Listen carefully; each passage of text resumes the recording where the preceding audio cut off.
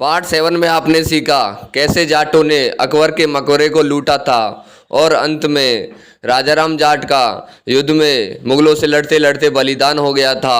तो चलिए शुरू करते हैं पार्ट 8, जाटों का दुश्मन। राजाराम के बलिदान के बाद जाटों के पास नेतृत्व का अभाव हो गया। जाटों की महापंचायत सिनसिनी के किले में बुलाई गई। पंचायत में राजाराम की जगह नए नेता का चुनाव होना था। दूर दराज से बड़ी संख्या में जाट सिनसिनी पहुंचे थे। मृतक राजाराम के पिता भज्जा सिंह ने गंभीर स्वर में कहा, हमारा पुत्र वीर गति को प्राप्त हुआ है। चिंता उसके जाने की नहीं है, बल्कि आगे की क्रांति की मशाल जलाए रखने के लिए हम सबको एक सुयोग्य नेता की तलाश करनी होगी। शरीर से लंबा बूढ़ा उदयवीर बोला, श्रीमान, आप ही उचित नेता का नाम तय कर दें, हम सभी को वह मान्य होगा।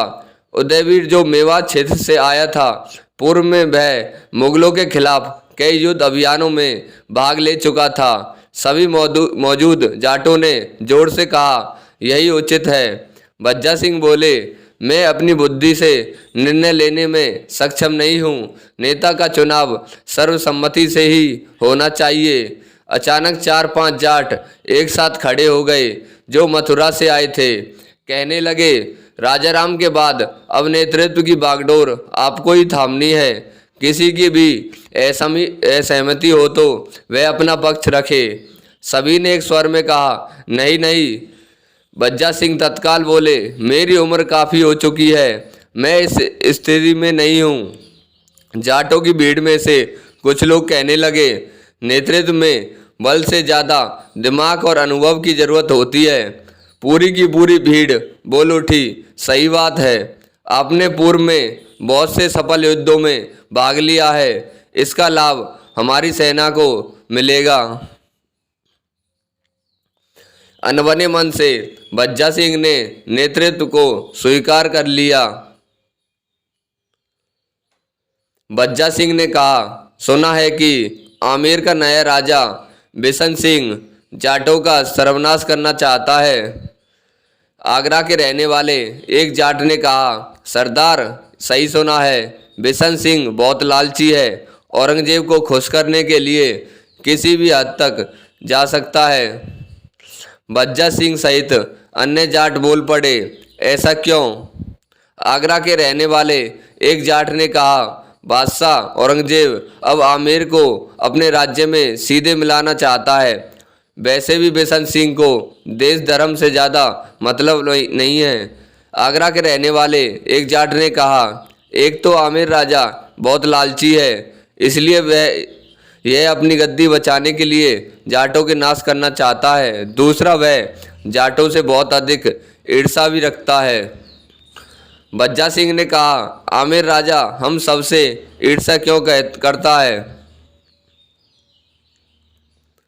आगरा के रहने वाले एक जाट ने कहा, क्योंकि जाटों ने आमेर राजा के कुछ परगनों पर कब्जा कर लिया है। आमेर राजा अकेले उनको मुक्त कराने की हैसियत नहीं रखता है। जाटों के उत्थान और विस्तार से वह डरा हुआ है। बिशन सिंह ने मुगल शासन को एक पत्र भेजा जिसमें उसने लिखा, अगर बादशाह की आज्ञा हो तो वह जाटों का पूरी तरह उन्मूलन करना चाहता है। वह हर कीमत पर सिनसिनी के दुर्ग को नष्ट कर देगा। औरंगजेब ने बिशन सिंह को मथुरा का फौजदार नियुक्त कर दिया। बादशाह ने बिशन सिंह को आदेश दिया कि सिनसिनी को अपने जागीर में मिला ले। बिशन सिंह ने भारी सेना लेकर औरंगजेब के पौत्र बेदार बख्त के साथ घने जंगलों में स्थित सिनसिनी किले को चारों तरफ से घेर लिया। लेकिन मुगल घेरे में जाटों ने भारी मुसीबत पैदा कर दी। जाटों ने हमला कर मुगलों की रसद आपूर्ति ठप कर दी। इस समस्या से निजात के लिए मुगलों ने जंगल काटकर किले तक रास्ते का निर्माण किया। मजबूत किले में मुगल लाख कोशिश के बाद भी प्रवेश नहीं कर पा रहे थे। किले के मुख्य दरवाजे से अंदर तक सुरंग खोदकर बारूद बिछाई गई। किले के जाट लड़ाकों को इसकी जानकारी हुई तो उन्होंने विस्फोट के पहले सुरंग में बड़ी चट्टान लगा दी। जैसे ही मुगलों ने सुरंग में विस्फोट किया, वैसे ही बारूद चट्टान से टकराकर वापस लौटी, जिसमें कई मुगल सैनिक अधिकारी मारे गए।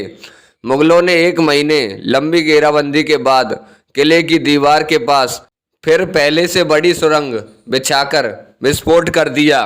किले की दीवार टूट गई। भारी संख्या में जाट लड़ाके मारे गए। मुगल सेना किले में घुस गई।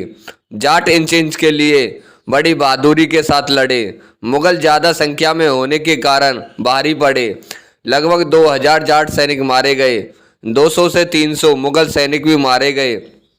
आखिरकार बिशन सिंह की मदद से मुगलों ने सिनसिनी के किले पर कब्जा कर लिया।